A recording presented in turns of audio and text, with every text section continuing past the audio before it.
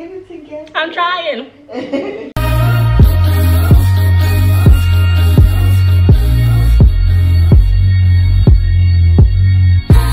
It's Evan. Thank you so much for clicking on this video and visiting my channel. In this video, I wanted to discuss what's going on right now, what's going on in the world, how we're dealing with it in Dubai, and how I'm dealing with it personally. I could be penalized, fined, or spreading rumors about this virus. So that's not what I want to do at all. I'm not even going to give it a name. I'm not going to give you any numbers just because I don't want to play with it. I'm not trying to put out any negativity or any false information. So I will just speak on me and what I'm doing and how it's affecting me as a person and as a teacher, okay? All right, guys, y'all should know that my last day of physical school teaching was March 5th.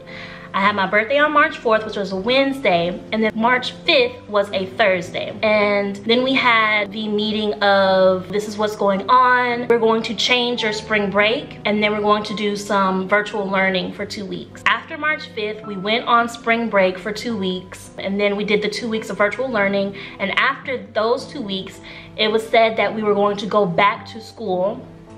That never happened because we realized how serious the situation had become and how closed off and aware we needed to be to protect ourselves and our health. And yeah, we just never went back to school. With being an American, I check in on y'all. I listen to our president and what he's saying about what's going on. And honestly, it's embarrassing. Some things that I know for sure are happening.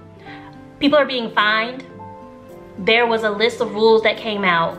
So if you're breaking those list of rules of quarantine, then you face paying fine.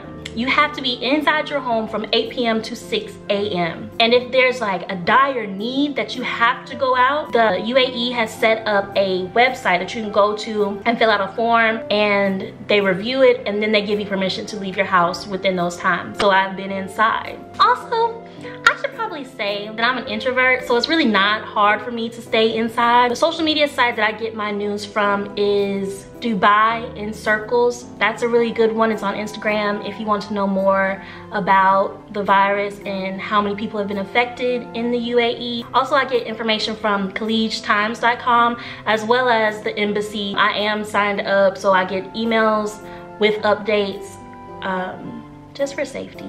UAE Today is also a good source of information. So what I've been doing during this quarantine are things that I just don't have time to do when I'm teaching, or I do them but not as often as I want to. And that's just because I'm teaching and I'm exhausted, or I come home frustrated. This is the first time that I've actually gotten to enjoy my space in Dubai. My living space, and I'm reading more, I'm journaling more and writing down my feelings. I've been able to do some yoga and some meditation, and those are the things that I love. I can drink as much water as I want to. I can drink as much water as I want to throughout the day because I know that I can go to the restroom. No, excuse me, not a restroom. It's a bathroom. I can go to the bathroom when I want to. I've been taking bubble baths. I have been praying. I've been putting on lotion. Also, I have been cooking more because I have the energy to cook more. I'm taking this whole time as a blessing. And do not get me wrong. Do not get me wrong. I'm not trying to make light of this situation at all. I'm just telling you that these are the things that I'm doing to keep my mental health stable. Because I know that if I think about my grandma and my mom and my sister and my aunts and uncles who all fall down in that risk category, I'm not gonna be able to eat. I'm not gonna be able to sit in Dubai and just read a book. So I have to do other things with my mind and with my thoughts. Most definitely, I'm praying. I am praying profusely, but I have to do other things with my mind. I have to stay active. Because if someone were to get sick while I'm over here, I don't even like saying this out loud. So we're just gonna talk about something else. I'm gonna change topics real quick. I'll probably just edit it together, you know, boom, boom, boom, cut and paste. The way that I teach has changed drastically. We are now distance learning, and the first week that we did that looks completely different than what we are doing next week. And that's because of trial and error. The first week, it was all on me and what I wanted to do and how I thought I could best communicate and teach with the parents and the students. So I chose Class Dojo.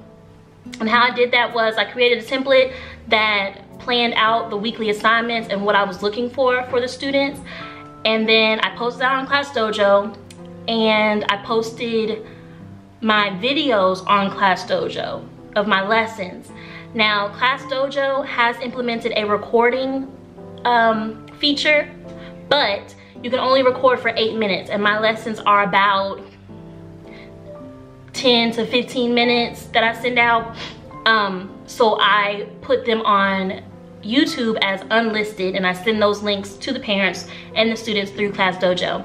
And that's just because that's what we used the most throughout the year. That's how I have gained relationships with my students and with my parents, and yeah, that's how I get my feedback, and it's been working. Once the student submits an assignment, I usually tell them just to take a picture of it, post it on their portfolios. But there is an assignment feature on Class Dojo where you can have students turn things in. I just choose the portfolio. I've heard that in America, some of my friends are dealing with parents not knowing what to do even though you tell them how to do it. Same thing here. A lot of parents are not tech savvy. I've made a video about click here, this is how you log into for your student, for your child, and I've gotten a lot of questions about that. But I don't care, I'm at home, so I got time. As long as it's from 7 to 2:30, I got time. Next week, my school wants us to move to Google Classroom and do live Zoom sessions, and then post the recording of our Zoom sessions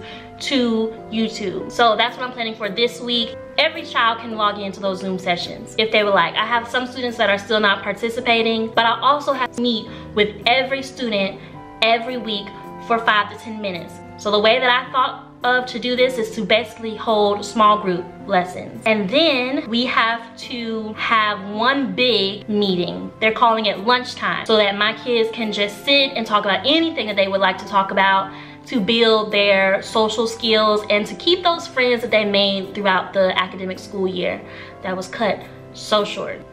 As a teacher, I'm sad. I'm really sad. This is a really unfortunate situation. I love my kids. I love the conversations that we used to have. I love how we played games together, and I can't do that anymore. So this is like half a year. I had so much more planned that I wanted to teach them, and I wanted to do crafts that I wanted to make, and we're just not doing any of that. That's done. It makes me kind of sad, but Zoom is going to help me do that and see their faces and, you know, just keep that fun relationship going until the end of the year. Something that scares me though, outside of what's going on, is that students are primarily learning from their parents. We use classroom time to expose our children, to learn of different ideas and different opinions. Some of my students had never seen an African American before.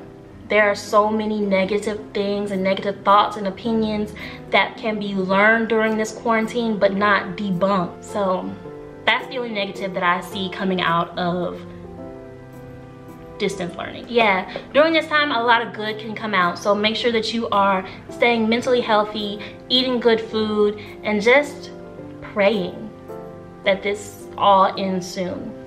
Thank you so much for watching this video. Make sure that you like it, share with all of your friends, and subscribe to my channel. Bye!